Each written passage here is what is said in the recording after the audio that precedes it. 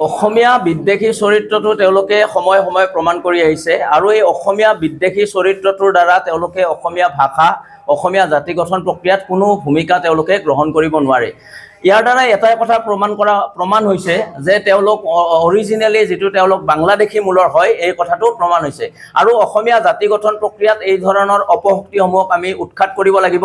এই ধৰণৰ অপচিন্তা লৈ তেওঁলোকে অসমীয়া জাতি গঠন প্ৰক্ৰিয়াত ব্যাঘাত জন্মাই আহিছে আৰু জন্মাই যাব। তেওঁলোক চিনাক্ত হৈছে, ভালেই হৈছে আৰু তেওঁলোকৰ এই ধৰণৰ প্ৰতিক্ৰিয়া আমি দিব লাগে বুলি ভবা নাই, কাৰণ অসমীয়া ভাষাটো এটা গৰিমামণ্ডিত ভাষা।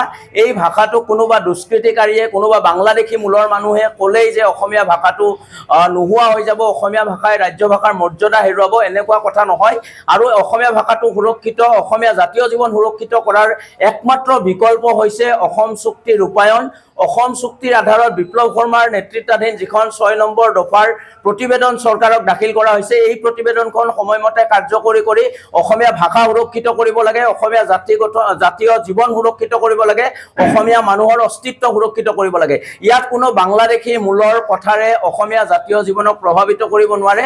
তেওঁলোক চিনাক্ত হৈছে, তেওঁলোকে যে অৰিজিনেলি বাংলাদেশী মূলৰ হয়, তেওঁলোকে যে বাংলাদেশী মূলৰ চৰিত্ৰৰ হয় এইটো প্ৰতিপন্ন হৈছে আৰু তেওঁলোকে অনবৰত যে অসমীয়া জাতিৰ এটা বিৰোধী আচৰণ কৰে, অসমীয়া জাতীয় জীৱনৰ বিৰোধী আচৰণ কৰে, অসমীয়া ভাষাৰ বিৰোধী আচৰণ কৰে, এই আচৰণে তেওঁলোকক প্ৰমাণ কৰিছে তেওঁলোকে যে এগৰাকী বাংলাদেশী মূলৰ হয়।